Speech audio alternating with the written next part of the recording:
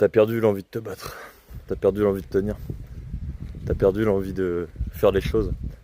T'as perdu aussi sûrement l'envie d'être quelqu'un de confiance. Moi, je vais te faire une petite anecdote comme ça que j'ai vécu l'année dernière, j'en ai parlé, mais je me rends compte d'un truc. C'est que c'est impressionnant.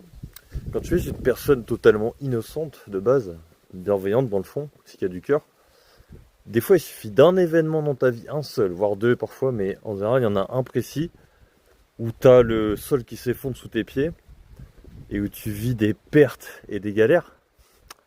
Ah, ça te changera tout jamais. Oh que oui, crois-moi. Je sais qu'il y a des gens, ils vont te dire, t'es devenu feignant, t'es devenu paresseux, tu pars loin dans ton délire, etc. Mais d'ailleurs, ça, je l'ai appris, et je voulais te partager cette info. C'est qu'un traumatisme, ça modifie le cerveau et le système nerveux.